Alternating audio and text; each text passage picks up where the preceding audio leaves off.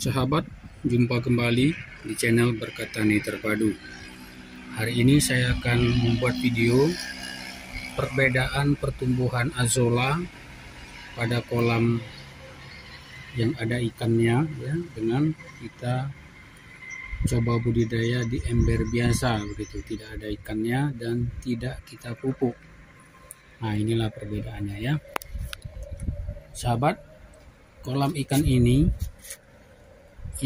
kecil sekali ya, 1 kali 1 meter. Tempat saya budidaya azollanya pun pakai keranjang kecil ini ya.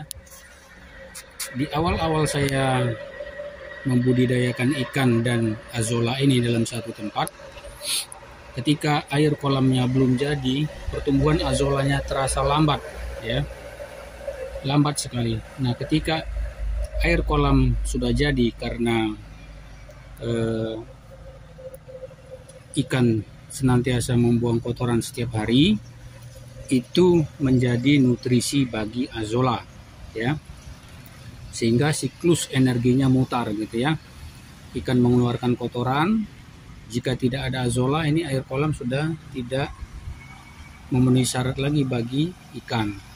Ketika kita budidayakan azolla bersama dengan ikan ya, kualitas air bisa dikembalikan menjadi baik oleh kehadiran azolla, karena azolla menyerap ya kotoran ikan itu menjadi nutrisi bagi azolla. Pertumbuhan azollanya sangat cepat sekarang ini ya, karena memang kualitas air itu mencukupi nutrisi bagi azolla ini ya. Ini barusan pagi tadi yang di keranjang ini saya pindahkan ke keranjang yang itu ya, sudah mau penuh ya, padahal ini masih penuh juga, saya pindahkan ke sana.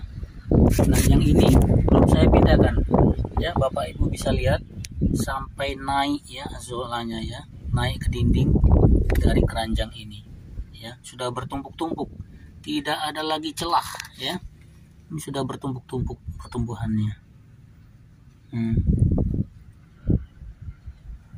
Tidak ada lagi celah ya, sudah tidak ada lagi celah bagi azollanya.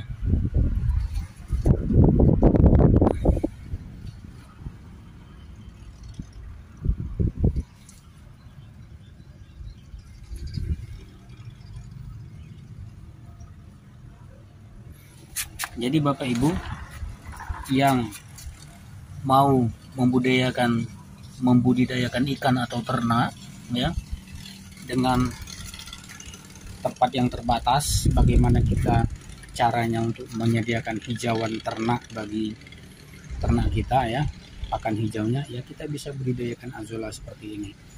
Sangat murah, tidak membutuhkan perawatan, mau membelikan pupuk ya, pupuknya dari ikan yang kita pelihara. Nah, ini perbandingannya dengan air saja, tidak diberi pupuk kandang ataupun pupuk di dalam ember ini ya, pertumbuhan azollanya merana ya, padahal tadinya ini sama-sama dari sini ya, dipindahkan kemari, ini tidak ada perkembangan, menderita, ini merana azollanya ya. Nah, Bapak Ibu sahabat semua, kita bisa menyiasati bagaimana situasi hari-hari ini. Semua serba mahal. Kalau kita mau beternak, pelet mahal begitu ya. Ikan pelet mahal, ini bisa kita siasati dengan cara kita budidaya azolla ini ya. Nah, ini bisa kita berikan kepada ikan ya, nanti habis itu dimakan ikan, dan ini pun besok sudah penuh lagi ya. Pelet bisa kita berikan 1 hari 1 kali saja, tidak semuanya semata-mata pelet gitu ya. Kalau kita mengacu pada kehidupan di alam, mana ada ikan diberi pelet di alam ya, dari ganggang-ganggang kecil itulah ya, protozoa ya, alga gitu ya. Nah, dari azolla seperti ini ya, ternyata di alam ikan dia tetap hidup. Ya tetap saja terjadi rantai makanan di sana ya, yang kecil dimakan oleh yang lebih besar, yang lebih besar dimakan oleh yang lebih besar lagi ya. Karena kita sudah tinggal di daerah perkotaan ya, yang sudah terbatas sumber daya alamnya, daya dukungnya, ya kita modifikasi seperti ini. Walaupun di tempat yang sangat terbatas, tidak memenuhi syarat begitu ya, kita bisa eksperimen, kita uji coba bagaimana supaya dalam hal ini contohnya kita memelihara ikan, bagaimana supaya ikannya tetap hidup ya. Nah ini kolam ikan ini hampir 3 bulan, airnya tidak pernah saya ganti ya. Pada awal-awalnya memang ketika ikan dimasukkan, ikan juga masih dalam ukuran yang kecil begitu, setiap hari terjadi kematian ikan.